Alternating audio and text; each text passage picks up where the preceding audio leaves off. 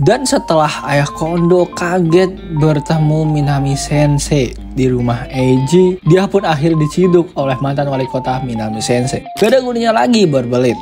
Pak Kondo, saya sudah mendengar semuanya dari balik sana. Lagi pula, kalau kau memang ingin meminta maaf, seharusnya menghubungi lebih dulu lah Pak. Tapi kau ini malah langsung datang, langsung bicara soal uang, dan bahkan memaksa untuk berdamai tanpa mempertimbangkan perasaan korban. Itu perilaku paling rendah loh Pak sebagai manusia. Tapi kan itu karena saya juga dalam kondisi tertekan Pak. Jadi saya nggak sengaja Pak ngomong kasar. Oh jadi begitu ya. Tapi Pak Kondo, kebetulan banget nih, saya ini rekan relawan dari kepala sekolah di sekolah tempat anak Bapak belajar. Jadi Bapak ngerti kan maksud saya? Bisa bayangkan nggak saya mau ngomong apa? Punggung Bapak Kondo mulai berkeringat. Keringat dingin Bapak Kondo bercucuran. Dia teringat semua hal yang ia sampaikan di sekolah siang tadi. Nggak mungkin Pak. Bapak nggak mungkin ngelakuin apa yang saya pikirkan kan Pak? Udahlah, Ibu Eiji, punten nyalain TV-nya ya. Sepertinya waktunya mau mulai nih. Ini momen penting loh Bu bagi Eiji. Memang udah direkam, tapi saya ingin nontonnya secara langsung. Si dungu ini biarin aja lah. Di mana TV itu membawakan berita yang berisikan 2 siswa SMA mendapat penghargaan dari pemadam kebakaran. Mereka adalah Eiji Aono siswa kelas 2 dan Eiji Jo siswa kelas 1 yang tinggal di kota ini. Keduanya memberikan pertolongan pertama kepada seorang pria yang tiba-tiba ambruk di depan stasiun pada hari Sabtu kemarin loh. Setelah menyerahkan pria itu ke ambulan, mereka dipergi dan menyebutkan nama mereka. Namun video aksi mereka yang diunggah ke media sosial menarik banyak simpati orang-orang. Pemadam kebakaran dan polisi kemudian mencari identitas mereka.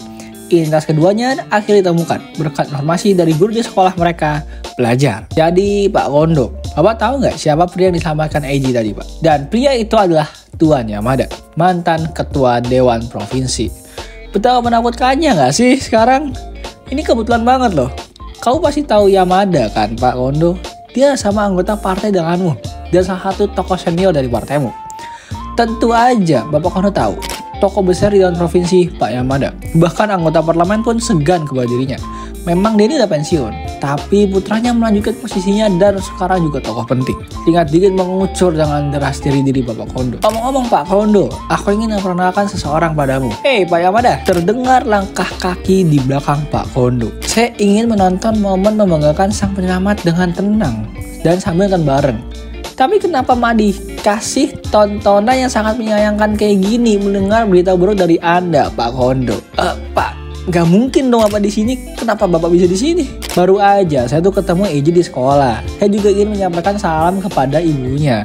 Jadi saya dibantu Pak Minami buat datang ke sini. Tapi saya sangat kecewa mendengar tindakan bodoh Anda Pak Kondo. Ibu Eiji saya ini anggota dewan dan juga pengusaha konstruksi. Jadi saya ingin menyelesaikan ini secara damai. Anda pasti tahu maksud saya bukan? Ini hanya guaman Bu. Toko ini adalah peninggalan almarhum suami Anda kan?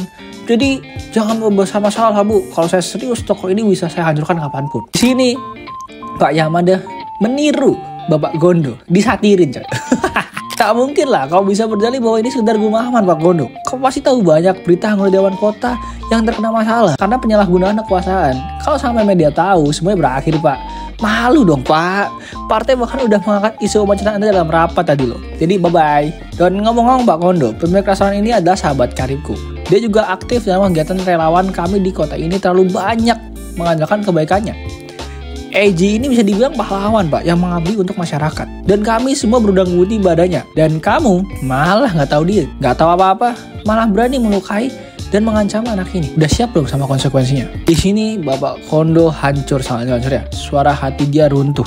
Semua yang dia bangun selama ini akan hancur. Pak, maafkan saya Pak. Pada saat Pak Minami mendengar minta maaf dari Bapak Kondo, dia malah makin marah. Bukannya kepada dia kamu harus minta maaf. Anakmu memukul Eiji yang nggak salah di depan umum lagi, menyebarkan informasi bohong demi melindungi diri sendiri, membuatnya terisolasi dan mencoba menghancurkan hidupnya. Dan kamu demi melindungi anakmu bahkan mencoba mengancam keluarganya atau diri emang kamu ya. Dengan wajah pucat, Bapak Kondo ini menoleh ke Ibu Eiji, tapi badannya udah sangat lemas. Wajahnya pucat, lututnya lemas, dan gak sadar. Bapak Kondo pun langsung bersujud di hadapan Ibu Eiji. Bapak Kondo pun bersujud dan meminta maaf. Saya sungguh minta maaf Bu atas ucapan kata saya sebelumnya. Sudah berulang kali saya katakan kan Pak, pergi dari sini Pak. Siapa yang bisa memaafkan orang yang mencoba menyakiti anak laki-lakinya Pak? Dan toko yang diwariskan oleh mendiang suami saya, malah Bapak nodai. Gak ada gunanya berlutut kayak gini lagi Pak. Saya gak akan menarik laporan polisi yang saya buat. Bahkan saya akan melaporkan juga soal ancaman yang Anda lontarkan tadi. Kalau Anda ingin bicara, silahkan lakukan di kantor polisi atau pengadilan, Pak. Tapi saya nggak punya kewajiban untuk mendengarkan. Jadi sampai jumpa di pengadilan nanti, Pak. Bu, tolong pertimbangkan lagi, Bu. Sungguh memalukan ya, Pak Kondo. Saya sudah dengar semuanya dari Pak Minami tadi. Anda memaki kepala sekolah dan Takayagi Sensei yang sebenarnya sudah berusaha membantu Eiji. Anda juga menyombongkan bahwa putra Anda punya masa depan yang gemilang. Tapi dengar baik-baik ya Pak Kondo. Anak saya juga punya masa depan yang gemilang. Jangan rendahkan kami, Pak. Omong-omong soal bisnis, karena Anda dan anak Anda, reputasi anak saya hancur. Kami gak akan memaafkan Anda sampai Anda tuh hancur total. Nice, Bu, mantap. Saya suka nih, Bu.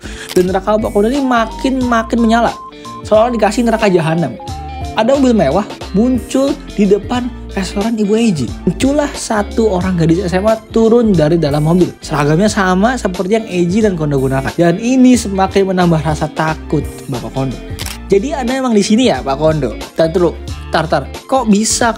Kenapa kamu tahu nama saya? Kok bisa? Siapa kamu sebenarnya? Nama saya Eiji Yoai. Mungkin akan lebih mudah jika saya bilang saya adalah putri dari orang itu. Dan saya rasa Anda akan langsung paham kan? Nah, ini dia. Ini yang gue tunggu-tunggu. Ternyata Ai adalah orang penting. Gue udah curiga pas Ai ini bawa-bawa penyelidikan di light novel. Pasti ada sesuatu dari Ai nih. Bener aja. Mantap Ai. Ayo Ai, jangan cuma ngoreng Miyuki. Goreng bapaknya Kondo sekalian. Saya dukung kan. Ayo. Nama Ichijo itu bukan main-main. Dalam dunia politik dan bisnis, Ichijo ini sangat terkenal. Tidak ada yang bisa menandingi dirinya. Semua orang kenal dengan namanya. Bahkan jauh lebih berpengaruh daripada mantan wali kota Minami atau anggota Dewan Yamada. Artinya, keluarga Eiji juga punya hubungan dengan keluarga Ai. Ingin memberi peringatan terakhir aja Pak. Meskipun sepertinya udah agak terlambat. Saya sudah menyelidiki Anda. Semua hal yang Bapak lakukan semua sudah saya ketahui. Dan saya yakin Anda paham lah maksud saya apa. Kalau Anda atau anak Anda mencoba menyakiti keluarga Eiji lagi, kalau Anda dan anak Anda mencoba menyakiti keluarga Eiji lagi, atau menghalangi pemulihan nama baik Eiji Aono, maka inilah akhir bagi Bapak. Saya tidak akan pernah memaafkan itu. Sungguh memalukan ya Pak Kondo. Tanggung jawab atas tindakan kalian itu harus ditanggung sendiri lah. Saya juga mendapat informasi bahwa berita mengenai Anda dan anak Anda akan disiarkan besok pagi, Pak. Kemungkinan besar tentang insiden anak Anda dan upaya Anda mengancam sekolah. Sepertinya wartawan itu tadi sedang menunggu di ruang tamu sebelah ruang kepala sekolah. Mereka memang dijadwalkan mewawancari kami soal aksi penyelamatan itu. Tapi karena Anda datang dan bicara dengan sangat keras, mungkin mereka jadi merekamnya, Pak. Itu benar-benar kesalahan Anda sendiri ya. Kalau Anda mau bicara soal pelanggaran, ya demi pemulihan nama baik Eiji Aono, Pak. Laporan ini akan sangat dianggap penting sih, Pak. Jadi ente lah ya. Jika Anda menggugat sekolah, saya akan menganggap itu sebagai deklarasi perang terhadap kita, Pak. Saat itu, Bapak Kondo sadar, dia sedang dipermainkan. Mungkin ini semua sudah diatur oleh gadis muda yang berdiri di hadapan dia, Eiji Yoai. Bohong, gak mungkin, ini semua bohong kan? Akhirnya Bapak Kondo pun berteriak. Terjatuh dan duduk memukul tanah dengan tangannya. Darah mulai keluar, tapi ledakan emosi benar-benar gak bisa dikendalikan. Kalau begitu Pak, saya permisi. Saya rasa kita tidak akan bertemu lagi Pak. Anggota Dewan Bapak Kondo, saya punya janji makan malam. Mohon izinnya Pak. Akhirnya Pak Minami, Pak Yamada dan Ibu Eiji makan malam bersama. Dia ditinggalin. Dadah. Di sekolah, Takayagi Sensei bertemu dengan satu orang siswa. Silahkan masuk. Halo Endo, bisa ngobrol sebentar? Oh iya gak apa Pak. Tapi saya lagi sendirian sih Pak. Kita ngobrol di lab ini aja gak apa kan Pak? Oh gak apa banget. Oh iya, bener juga. Di lab novel tuh banyak loh cerita tentang siswa SMA yang lagi bermain di lab IPA gini. Dan banyak loh adegan-adegan kalau kamu ketemu pacar kalau lagi di lab gini. Tapi hari ini saya bawa kopi sih, gak bawa pacar. Mau gak? Kalau iya saya bawain cafe outlet. Oh makasih Pak. Tapi bukannya gak boleh ya guru ngasih kopi ke muridnya? Alah kalau diem-diem juga gak apa-apa. Dan lagi kamu udah banyak membantu soal Eiji kan? Ini ucapan terima kasih kecil aja. Tapi Pak saya sih pengennya traktirin Hakiku Pak. Emang Endo ini kadang-kadang gak punya otak ya. Meskipun otaknya gacor. Jadi Bapak ini ingin ngomong apa Pak? Saya ingin mengucapkan terima kasih dan juga minta maaf Endo. Minta maaf buat apa Pak? Udah jelas banget. Kamu tuh yang paling menderita di sini. Tapi saya sebagai guru nggak bisa menyadarinya. Maaf banget Endo. Aku yakin aku telah membuatmu sangat tertekan. Seharusnya aku sadar lebih cepat. Maafkan aku ya Endo. Kamu memikul beban besar sendirian. Soal Kondo dan klub sepak bola. Kenapa bisa tahu sejauh ini Pak? Aku baru sadar belakangan ini. Kalau kamu yang bergerak di balik layar. Saat foto Kondo tersebar ke sekolah, aku langsung tahu. Si pemotret pasti punya dendam kuat terhadap Kondo. Mungkin kamu yang mengacaukan mental anak-anak klub sepak bola.